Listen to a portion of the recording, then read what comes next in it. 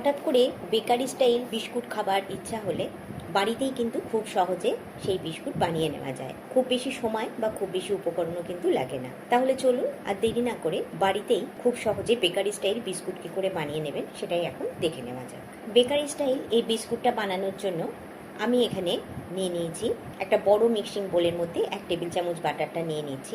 আর এই বাটারটা অবশ্যই রুম টেম্পারেচারে থাকা বাটার হতে হবে। ফ্রিজ থেকে বের করে ঠান্ডা বাটার এখানে ব্যবহার করা যাবে না।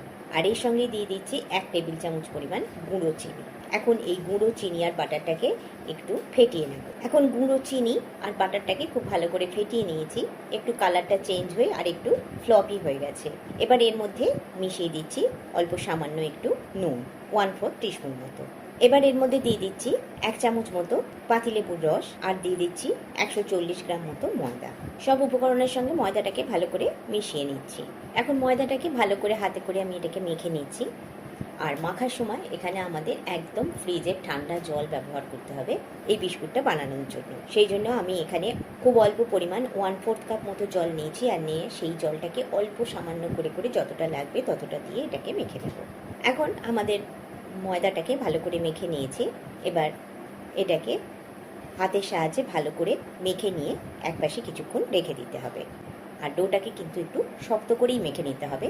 আমি এখানে মাখাটা দেখিয়েও দিচ্ছি কীরকম মাখাটা হয়েছে। এখন একটা প্লাস্টিক র্যাপার দিয়ে মুড়িয়ে আমি রেখে দিচ্ছি ডোটাকে 10 মিনিটের জন্য। এখন আমি 10 মিনিট পর র্যাপার থেকে খুলে নিচ্ছি ডোটাকে। এবার এটাকে আমি বেলে নেব।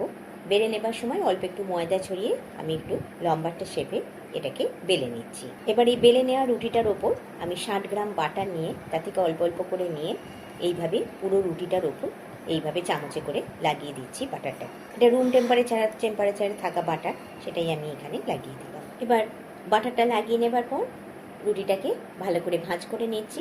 ভাঁজ করে নিয়ে এটাকে আবার প্লাস্টিক র্যাপারের মধ্যে ভরে 30 মিনিটের জন্য ফ্রিজে রেখে দেবো। আবারও 30 মিনিট পর আমি বেলে নেওয়া রুটিটাকে বের করে নিয়ে চলে এসেছি। এবার সেই ভাঁজ করে নেওয়া রুটিটাকে আবারও ময়দা ছড়িয়ে ভালো করে বেলে নিচ্ছি। বাটার লাগিয়ে ভাঁজ করে নিয়ে আবারও 30 মিনিটের জন্য র্যাপারের মধ্যে ভরে ফ্রিজে রেখে দিচ্ছি। আমি এই প্রসেসটা মোট 3 বার করছি।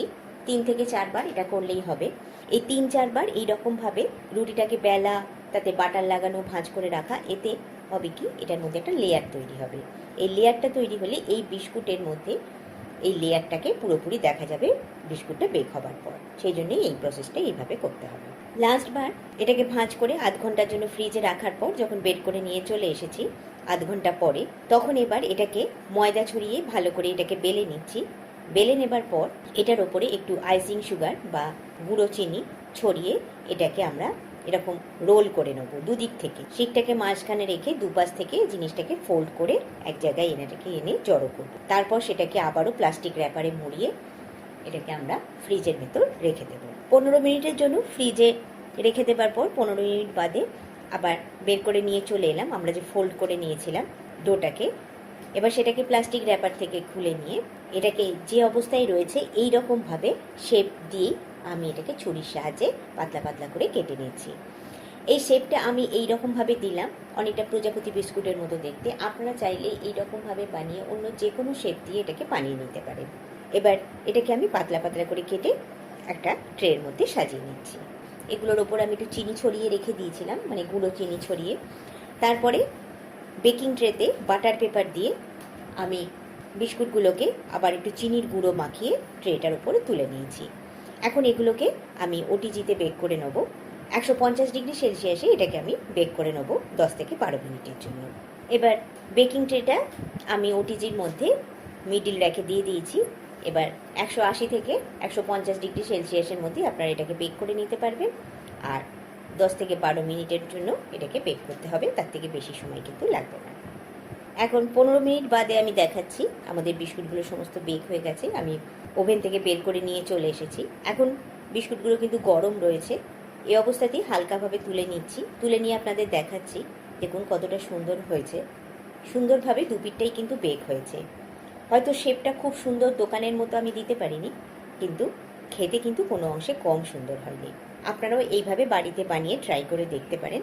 শেপগুলো আপনারা আপনাদের ইচ্ছা মতো আরও সুন্দর করে বা অন্য যে কোনো রকমভাবে করে নিতে পারেন। তাহলে কত সহজে বাড়িতেই একদম বেকারি স্টাইল বিস্কুট তৈরি হয়ে গেল, সেটা তো আপনারা দেখতেই পাচ্ছেন। এইভাবে বাড়িতে বানিয়ে ট্রাই করে দেখুন, আর অবশ্যই আমাকে বানালে জানাবেন কেমন লাগলো আজকের এই রেসিপি। আজ তাহলে বিদায় নিচ্ছি, সকলে সুস্থ থাকুন, ভালো থাকুন। Thanks for watching.